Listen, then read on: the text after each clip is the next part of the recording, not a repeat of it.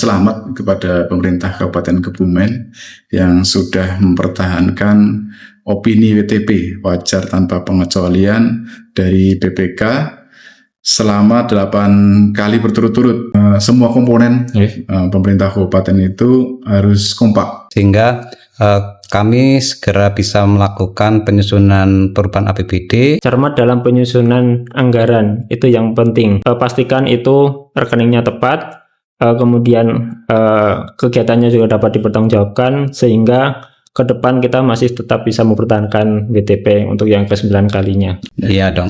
Wah.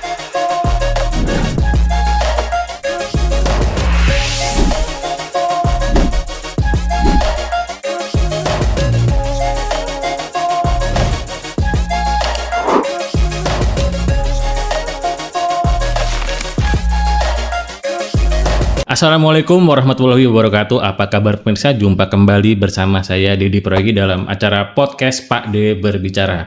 Podcast Pak D Berbicara ini adalah salah satu kanal dari BPKPD Kabupaten Kebumen dalam menginformasikan kebijakan tentang pengelolaan keuangan dan pendapatan daerah di Kabupaten Kebumen. Dan podcast Pak D Berbicara di kesempatan kali ini sudah mencapai episode ke-11. Wah, episode ke-11.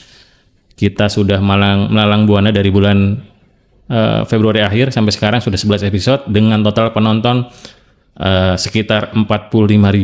Wah, kami kira itu cukup. Terima kasih juga pada pemirsa yang selalu support podcast kita, dan bagi yang belum jangan lupa untuk selalu like, comment, share, dan subscribe channel YouTube BPKPD Kabupaten Kebumen. Dan seperti biasa, seperti episode sebelumnya, tentu kita akan membahas tema yang juga menarik, dan kesempatan kali ini kita akan membahas, ada 2 tema ini yang akan kita bahas. Yang pertama adalah WTP 8 kali berturut-turut oleh pemerintah Kabupaten Kebumen dan tentang kebijakan pada KUA PPAS perubahan di 2025 ini. Dan untuk membahas kedua hal tersebut telah hadir bersama kami ada 3 orang narasumber yang memang membidangi tugasnya masing-masing sesuai dengan tusinya.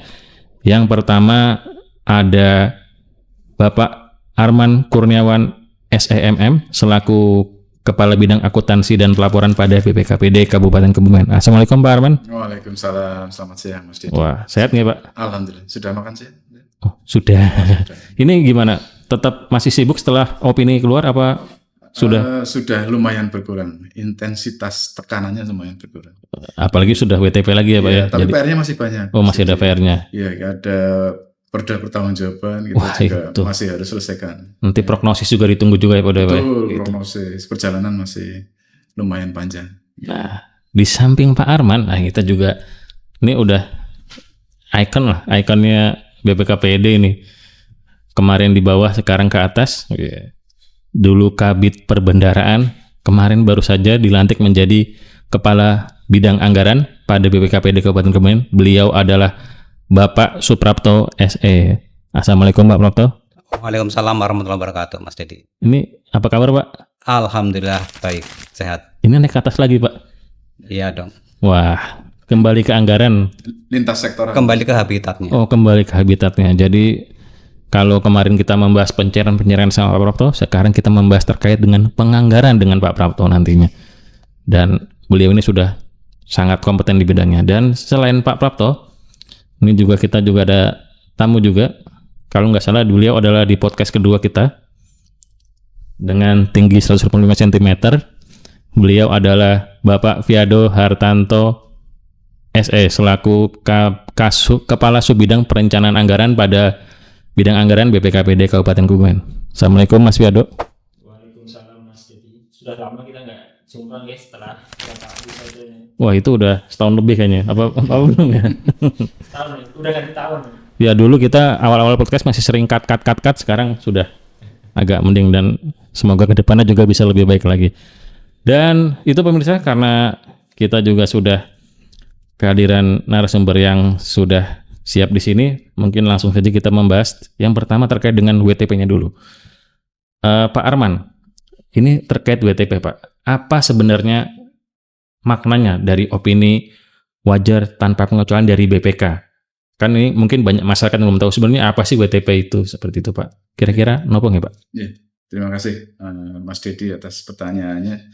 Yang pertama ya, sebelumnya saya ucapkan selamat kepada pemerintah Kabupaten Kebumen yang sudah mempertahankan opini WTP wajar tanpa pengecualian dari BPK selama 8 kali berturut-turut. Ini cukup luar biasa ya. Dari perjalanannya sejak tahun 2017. Jadi Mas Dedi, untuk WTP ini sebetulnya merupakan suatu bentuk atau wujud dari pengakuan tertinggi dari BPK terhadap pemerintah kabupaten yang telah menyusun laporan keuangan dengan baik sesuai dengan standar akuntansi pemerintah tentunya, dan sesuai juga dengan aturan sehingga dapat menyajikan laporan tersebut dengan wajar dan juga tidak mempunyai ataupun tidak terdapat penyimpangan yang signifikan. Jadi secara material hal-hal yang dianggap meragukan itu oleh pemeriksa itu dianggap wajar, masih wajar, sehingga BPK dapat memberikan opini WTP itu. Kalau proses itu udah lama ya Pak, dari awal tahun tuh BPK sudah mulai proses audit seperti itu ya Pak? Iya, kalau proses ini kurang lebih sekitar 2 bulan efektif. 2 bulan. Tapi secara proses keseluruhan hampir 5 bulan, karena BPK turun itu biasanya di akhir Januari, kemarin sempat mundur di awal Februari sampai dengan akhir kemarin berakhir penyerahan LHP di bulan Mei. Ini BPK juga melaksanakan 2 tahap pemeriksaan, dari pemeriksaan pendahuluan kemudian pemeriksaan terinci. Jadi memang betul-betul ketat ya BPK ini melaksanakan pemeriksaan, prosesnya tidak hanya sebentar datang kemudian memeriksa dokumen selesai, tapi tidak seperti itu. Jadi pemeriksaannya memang sudah ada standar prosedurnya. Jadi mulai dari datang dicek dulu dokumen awal, kemudian terjun ke lapangan. Ke lapangan juga ya Pak? Berarti? Ke lapangan juga. Berarti bukan cuma sekedar pemeriksaan dokumen SPJ udah lengkap nih udah gitu. Berarti sampai ke lapangan juga BPK dalam hal ini ya? Betul. Jadi tidak hanya diperiksa yang ada di atas kertas saja, tapi dari pelaksanaan anggaran, misal pembangunan infrastruktur, kemudian realisasinya seperti apa, dari BPK itu ngecek Mas, menilai sampai kedalamannya. Jadi dari dokumen yang sudah ada kemudian ditelusur sampai dengan pelaksanaan di lapangan. Jadi tidak hanya dari aspek perencanaannya, pelaksanaannya juga dicek sampai dengan laporan pertanggungjawabannya. Jadi lengkap. Jadi tidak sebatas datang, ngecek kertas, pulang. Tidak, BPK tidak seperti itu. Jadi pemeriksaannya ini betul-betul detail. Jadi makanya memang perlu sinergi yang baik dari seluruh komponen Pemkab tentunya, baik itu SKPD, kemudian dari DPRD juga, sehingga proses dari pemeriksaan BPK itu dapat berjalan lancar dan hasilnya maksimal seperti yang kita terima saat ini, yaitu opini WTP. Berarti tentunya seluruh OPD juga memiliki peran ya Pak, maksudnya dalam mewujudkan WTP ini gitu. Tidak hanya mungkin BPKPD selaku koordinator tidak henti-hentinya setiap saat untuk mengingatkan kepada OPD agar terkait dengan pelaporan keuangan dan sebagainya menjadi lebih baik seperti itu ya Pak? Ya, OPD malah betul-betul menjadi, kalau kita perang ya, maju perang itu ibaratnya garda terdepan, ujung tombak. Jadi OPD harus betul-betul tahu, paham terkait dengan pelaksanaan penatausahaan ataupun proses pelaksanaan dari keuangan. Nah ini agar nantinya apa yang dilaksanakan itu agar tertib administrasi. Nah nanti pada waktu pemeriksaan ini juga dicek masing-masing OPD, tidak hanya laporan secara generalnya saja, tapi terinci di masing-masing OPD juga dicek, sehingga harapannya OPD ini juga tahu terkait dengan tanggung jawab dan kepatuhannya terhadap pelaksanaan administrasi keuangan. Dan kita di BPKPD selaku koordinator juga tidak melupakan fungsinya, karena memang kita juga sering melakukan koordinasi, rekonsiliasi, kemudian kita juga bahkan melaksanakan bimbingan teknis juga secara rutin, berkala. Berarti setiap tahun tuh pasti ada ya Pak? Pasti ada. Kita biasanya per semester hitungannya, dan tiap akhir tahun kita juga ada BIMTEK terkait dengan penyusunan laporan keuangan. Ini dengan harapan SKPD ini ataupun perangkat daerah ini paham betul terkait dengan cara-cara ataupun tahapan-tahapan dalam penyusunan laporan keuangan. Dan juga kita juga sampaikan beberapa regulasi-regulasi. Mas Dedi, ini regulasi sekarang kan dinamis ya. Cepat sekali berubah. Betul. Tiap tahun bisa ada perubahan, mungkin bisa 2 ataupun lebih ya. Ini tentunya perlu penyampaian informasi yang tepat agar nantinya OPD perangkat daerah juga tahu ada perubahan aturan apa.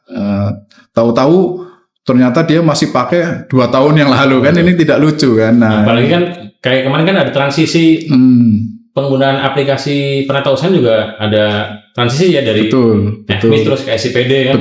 Betul. Nah, ini pengalaman tahun yang lalu juga lumayan, ini ada sampai 3 kali kalau tidak salah, 3 kali perubahan sistem untuk proses keuangan ya, dari SIMDA dulu istilahnya, kemudian berganti menjadi FMIS, kemudian yang terakhir ini SIPD. Harapannya ini sudah settle lah, tidak ada perubahan lagi.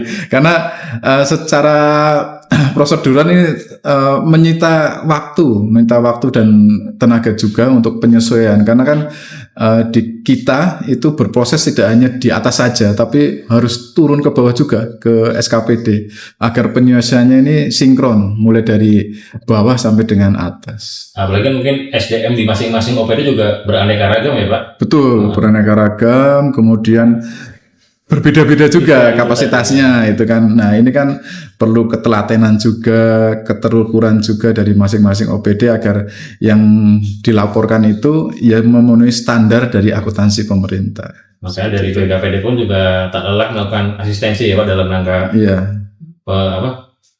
penyusunan laporan keuangan seperti itu. Iya, harus. Itu tadi kan salah satu strateginya Pak. Kira-kira strategi lain ada nggak Pak dalam mempertahankan ini? Kan udah 8 kali berturut-turut. Iya. Ini susah loh Pak. Menurut kami itu hal yang sulit. Apalagi mempertahankan kan memang katanya lebih sulit daripada merebut Pak. Kira-kira strategi lain Pak selain tadi ada bimbingan teknis, ada lagi Pak? Ya, kalau strategi ya tentunya kita peningkatan di SDM ya, di kapasitas SDM. Harapannya pemerintah Kabupaten Kebumen terus meningkatkan baik itu kuantitas maupun kualitas dari aparatur sipilnya, baik itu ya ASN lah, tidak kecuali semua pegawai, dalam artian dari kecukupan sama dari pelatihan. Jadi tetap dianggarkan pelatihan karena memang itu wajib dan sebagai langkah kita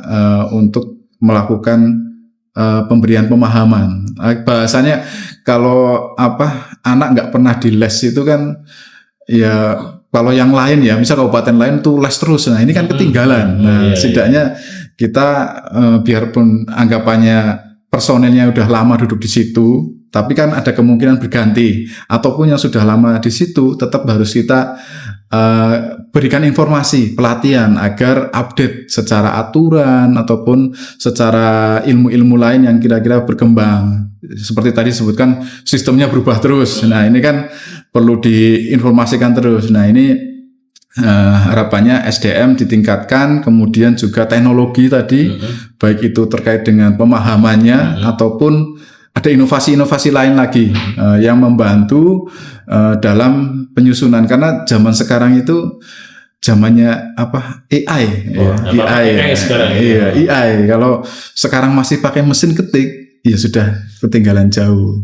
Jadi semua tetap harus dikontrol oleh manusianya, tapi secara proses pemrograman itu dipantau, dalam artian dikendalikan biar secara kendali pelaksanaannya itu tidak miss. Kalau manusia mungkin masih ada human error ya. Kalau sistem harapannya lebih diminimalisir. Jadi harapannya apa produk yang dihasilkan itu lebih baik, seperti itu. Dan tentunya yang terakhir, hubungan yang kuat, sinergi antara perangkat daerah tentunya Pemkab dengan legislatif DPRD dan juga masyarakat tentunya yang memberikan aspirasi ke DPRD agar nantinya sinergitas ini dapat membantu ataupun meningkatkan kekuatan dalam artian stabilisasi dalam pelaksanaan keuangan. Nah, tentu juga tetap berpijak pada prinsip good government, ya, clean government, good government. Tetap ada check and balance, tetap ada. Betul. Jadi fungsinya tetap berjalan, eksekutif dan legislatif selalu pengawasan. Seperti itu, Mas Didi. Kalau tantangan ke depannya ini kan kita kalau bisa selamanya lah MTP gitu kan, kita harus pertahankan terus. Tantangan terbesarnya apa sih, Pak? Kalau tantangan terbesar itu lebih ke konsistensi. Iya, konsistensi. Tentunya kewajiban kita tiap tahun itu kan menyusun laporan keuangan. Tapi penyusunan laporan keuangan itu kan tidak hanya menyusun laporan keuangan yang rapi ataupun bahasanya yang cantik. Tapi juga memastikan bahwa apa yang ada di laporan keuangan itu, angka-angka yang tercantum di situ, itu betul-betul dipastikan pelaksanaan angka atau anggarannya itu sudah tepat, efektif dan efisien. Sehingga harapannya masyarakat ini juga semakin percaya, meningkat kepercayaannya bahwa pelaksanaan anggaran yang sudah ada itu sudah dilaksanakan dengan baik. Jadi harapan nanti kredibilitas pemerintah menjadi lebih baik ya.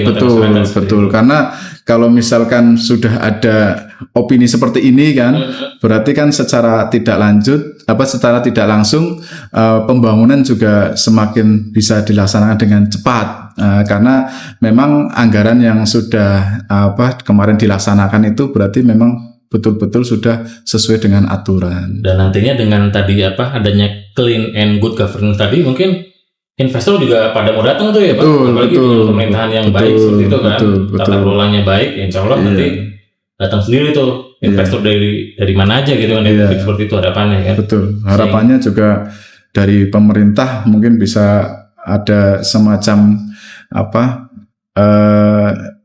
syukur-syukur inilah perhatian ya gitu. Misalkan ada kabupaten yang sudah mendapatkan opini sampai berapa kali mendapatkan penghargaan. Seperti insentif. Mungkin bentuknya seperti itu ataupun bentuk lain yang mendukung pembangunan di Kabupaten Kebumen. Sekarang saya beralih ke pembahasan selanjutnya nih Pak Arman. Ini ke Pak Prato ini Pak. Ini yang kami tahu sekarang sudah dalam masa penyusunan KUA PPS perubahan. Nah, itu 2025. Nah itu kira-kira kebijakannya akan seperti apa Pak di KUA PPS perubahan 2025 ini? Apalagi kan mungkin ini akan mengakomodir dari beberapa kebijakan dari bupati terpilih kan ya Pak? Karena kan yang benar-benar sesuai dengan visi misi bupati yang baru, seperti apa Pak? Terima kasih Mas Dedi. Tadi sudah disampaikan oleh Pak Arman terkait dengan hasil pertanggungjawaban APBD tahun 2024. Tentunya kita di sana ada kewajiban untuk melaksanakan menjabarkan kembali silpat di tahun 2024 melalui perubahan APBD. Sebelum menuju ke sana, tentu kita akan melakukan penyusunan terkait dengan KUA PPAS, di mana di tahun 2024 ini kebijakannya salah satunya adalah terkait dengan misi-misi Pak Ibu Bupati yang baru, sehingga di KUA yang perubahan ini kita salah satunya adalah program-program terkait dengan penyesuaian program terkait dengan visi dan misi Ibu Bupati yang baru yang akan dilaksanakan pada beberapa OPD, sehingga ke depannya harapannya visi misi Ibu Bupati itu bisa terlaksana di tahun 2025, baik itu dalam program 100 hari maupun sampai dengan akhir tahun 2025 itu bisa terlaksana semuanya di kegiatan-kegiatan dalam APBD tahun 2025. Itu salah satu latar belakang kaitannya dengan perubahan KUA PPAS tersebut. Ya, jadi kita di samping itu kita juga mendasarkan pada RKPD perubahan. Jadi visi misi tadi sudah disesuaikan di RKPD perubahan, kemudian kita masukkan di dalam KUA PPAS, dan selanjutnya nanti akan kita masukkan juga di dalam RAPBD di tahun perubahan 2025. Jadi nanti ketika sudah ada kesepakatan antara eksekutif dengan legislatif terkait dengan KUA PPAS perubahan ini, tentunya akan dilanjutkan dengan penyampaian RAPBD, nota keuangan terkait dengan perubahan APBD yang akan kita sampaikan nanti setelah kesepakatan. Jadi dalam waktu tidak terlalu lama, nanti di akhir bulan ini atau awal bulan depan kita akan segera menyusun nota keuangan untuk perubahan APBD tahun 2025. Gitu Mas Dedi. Berarti dari tadi RKPD perubahan 25 dia terus ke tahun KUA PPAS itu nanti kan berarti kan akan apa ya Pak? Akan dipilih tentunya ya prioritas kegiatan yang sesuai dengan visi dan misi dan juga sesuai dengan anggaran kita, seperti itu nggak ya Pak? Jadi tadi kami sampaikan bahwasanya di perubahan APBD ini, di perubahan KUA PPAS ini kita yang utamanya adalah penyusunan terkait dengan tadi silpa dan juga penyusunan terkait dengan pendapatan. Jadi misalnya terkait dengan dana-dana dari pemerintah pusat kita sesuaikan kembali. Kemudian juga ada dari pemerintah provinsi terkait dengan bantuan keuangan provinsi, dan juga kemarin kita sudah melakukan perubahan pergeseran anggaran atau di awal tahun sampai dengan saat ini sudah kalau tidak salah 3 kali pergeseran perbuk penjabaran APBD. Sempat ada refocusing juga. Betul. ITAK itu menampung usulan-usulan terkait dengan efisiensi anggaran sebagaimana Impres 1 tahun 2025 harus kita masukkan dalam perubahan APBD, sehingga kita sesuaikan dulu terlebih dahulu di KUA PPAS-nya. Begitu juga dengan perubahan-perubahan yang lain tadi kaitannya dengan dana-dana pemerintah pusat, dana DAK, dan juga dari pemerintah provinsi. Kita sesuaikan di perubahan APBD semuanya. Oke. Mungkin sekarang ke Mas Firdo. Dari Mas Firdo ada tambahan lain? Intinya untuk di KUA PPAS ini tentu yang pertama tadi yang kita menyesuaikan dengan visi misi Bupati yang baru kita, bagaimana kita menciptakan Kebumen yang berdaya, Kebumen yang beriman, maju, sejahtera, dan berbudaya. Dalam hal itu tentu ada beberapa misi-misi yang harus dituangkan dalam bentuk anggaran atau angka-angka yang harus sehingga nanti OPD yang mengelola anggaran bisa langsung bekerja dengan cepat tanpa ada kendala. Memang untuk tahun ini sedikit berbeda dengan tahun-tahun sebelumnya, ada sedikit percepatan Mas Dedi. Untuk penyusunan KUPA PPAS. Kalau sebelumnya biasanya kita menyusun KUPA itu sekitar bulan Agustus. Ini sesuai dengan surat edaran Menteri Dalam Negeri bahwa ada percepatan penyusunan perencanaan pembangunan dan perencanaan anggaran untuk tahun 2025. Berarti Pak Arman prognosisnya juga dimajukan ya Pak? Karena ada percepatan itu juga. Kalau prognosis itu sebetulnya secara aturan ya Perda kita punya itu maksimal 31 Juli. Tapi ada surat edaran juga ini maju menjadi akhir Juni. Jadi lebih cepat 1 bulan Mas Didi. Iya, semuanya lebih cepat. Mungkin makin cepat makin baik ya. Agar bisa kelihatan hasilnya mungkin dari bupati terpilih. Gitu, berarti setelah ada percepatan itu, makanya KUPA-nya itu maju gitu. Iya, betul, maju sekitar 2 bulan. Nanti tinggal 2 bulan, berarti ini beriringan dengan penyusunan APBD murni 2026 seperti itu. Untuk 26 itu masih tahap penyusunan RKPD Mas Dedi. Oh, masih di RKPD. Kemungkinan untuk penetapan di akhir bulan Juni. Iya, yang Kemudian kita bareng malah Oke. pertanggungjawaban ya Mas. pertanggungjawabannya Iya, dengan iya. itu yang bareng dengan BPKI. Dua-duanya BPKPD ya. Iya, semua di sini semua ngumpul di sini Mas. Iya. Seperti itu ya. Nah, nanti Pak Toto kalau dari tadi kupanya maju, terus prognosisnya maju, nantinya kira-kira perubahan APBD-nya itu kalau biasanya mungkin umumnya bulan Agustus atau September ya Pak, itu bisa didrop kapan ya Pak kalau kayak gitu berarti? Kurang lebihnya gitu. Terkait dengan perubahan APBD ini diperkirakan nanti ketika awal bulan Juli itu kita penyampaian ke DPRD, berarti ada waktu sekitar 1 bulanan lah untuk dibahas dan dievaluasi oleh gubernur, sehingga pada akhir Juli nanti harapannya sudah ditetapkan perdanya. Jadi ada waktu 1 bulan untuk pembahasan dan juga evaluasi gubernur. Gitu Mas Dedi. Sehingga nantinya di bulan Agustus mungkin sudah bisa jalan ya program-program Bupati Bu Lilis terutama ini. Nanti terkait dengan ketika APBD perubahannya sudah ditetapkan, tentu kita akan segera melakukan pengesahan terlebih dahulu terkait dengan DPA. Baru setelah itu program-program beliau Ibu Bupati bisa segera dilaksanakan di awal Agustus. Harapannya seperti itu Mas Dedi. Yeah. Untuk tadi itu yang disebutkan Mas Ferdu mencapai Kebumen yang berjaya ini Mas. Berjaya. Betul, untuk mencapai visi misi Bupati sehingga di tahun 2020 ini di awal Agustus, sehingga kita masih punya cukup waktu sampai dengan akhir tahun untuk pelaksanaan program-program Ibu Bupati. Nah, jadi dengan adanya percepatan ini diharapkan nantinya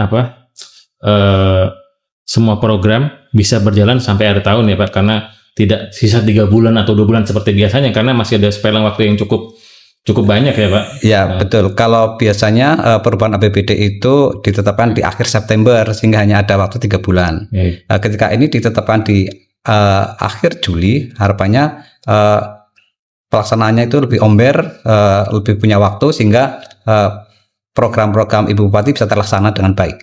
Dan harapannya mungkin pada akhirnya bisa lebih menggeliatkan lagi perekonomian di Kebumen seperti itu ya Pak, karena adanya percepatan program-program dari Ibu Bupati ini. Ya, sangat betul Mas Dedi. Nanti mungkin ada program-program terkait dengan program Ibu Bupati, mungkin terkait dengan Geofest atau apa, kemudian nanti bisa terlaksana, tepat terlaksana, sehingga harapannya ini akan meningkatkan perekonomian kita terkait dengan UMKM dan sebagainya, sehingga ini impact dari percepatan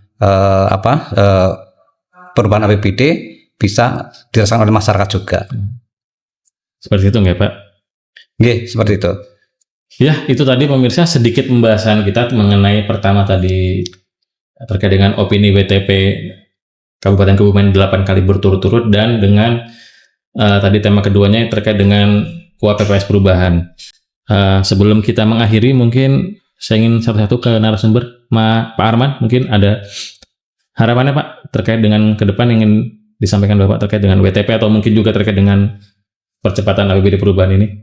Ya, kalau terkait dengan WTP, prinsipnya semua komponen pemerintah kabupaten itu harus kompak, karena dalam pelaksanaan anggaran kan tidak hanya berjalan di satu sisi, maksudnya hanya di sisi perencanaan, pelaksanaan sampai dengan pelaporan, tapi juga ada sisi lain, pengawasan. Jadi perlu sinkron ataupun harmonisasi antara pemerintah kabupaten, kemudian DPRD juga selaku legislatif sebagai pelaksana fungsi pengawasan, dan juga masyarakat, sehingga apa yang nanti yang direncanakan dan dilaksanakan sesuai dengan tadi arah kebijakan, visi dan misi Bupati, dan nantinya juga dapat dipertanggungjawabkan secara baik untuk mendukung perolehan ataupun mempertahankan opini WTP di tahun berikutnya. Jadi kita berpikir itu tidak hanya 1 tahun anggaran selesai, bukan seperti itu, tapi tahun anggaran ini selesai, tetap besok ada PR diperiksa. Jadi tetap semua yang direncanakan sampai dilaporkan itu harus berjalan dengan baik dan perlu didukung oleh semua pihak dan elemen masyarakat. Apalagi tadi kan juga WTP itu kan salah satu ikunya pemerintah daerah juga ya Betul, Pak? salah satu ikunya Kabupaten Kebumen. Itu tadi dari Pak Arman. Pak Prapto mungkin ada tambahan juga? Oke, terkait dengan harapan kami terkait dengan pembahasan KUA PPAS perubahan ini, harapannya bisa berjalan dengan lancar, tidak ada permasalahan yang berarti, sampai dengan kesepakatan antara eksekutif dengan legislatif, sehingga kami segera bisa melakukan penyusunan perubahan APBD, dan mudah-mudahan nanti di pembahasan perubahan APBD pun kami berharap tidak permasalahan, kemudian kita lancar sampai evaluasi gubernur, sehingga penetapan perubahan APBD ini akan bisa kita tetapkan tepat pada waktunya sesuai yang kita harapkan, seperti itu Mas Dedi. Oke. Mungkin lanjut ke Mas Fiado. Oke, mungkin kalau saya menyambung dari yang tadi disampaikan Mas Arman, terkait bagaimana kita untuk tetap BTP tahun depan, salah satunya adalah cermat dalam penyusunan anggaran, itu yang penting. Bagaimana kami memohon kepada masing-masing OPD yang sudah diberi amanah untuk mengelola anggaran dapat secara cermat dan tepat dalam menentukan rekening belanjanya. Ini yang sering menjadi kendala ketika proses pelaksanaan anggaran. Harapan kami ketika jenengan menyusun, pastikan itu rekeningnya tepat, kemudian kegiatannya juga dapat dipertanggungjawabkan, sehingga ke depan kita masih tetap bisa mempertahankan BTP untuk yang ke-9 kalinya. Amin. Ya, itu tadi pemirsa pembahasan singkat kita mengenai opini WTP 8 kali berturut-turut dan juga tentang KUA PPAS perubahan.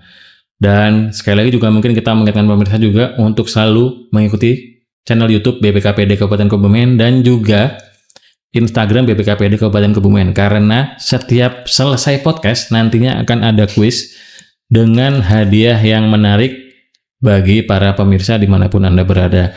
Dan akhirnya saya Dedi Prayogi mewakili kru yang bertugas pada kesempatan kali ini bersama Pak Arman, Siap. Pak Prapto dan Mas Fiado undur sama-sama. diri. Wassalamualaikum warahmatullahi wabarakatuh. Waalaikumsalam.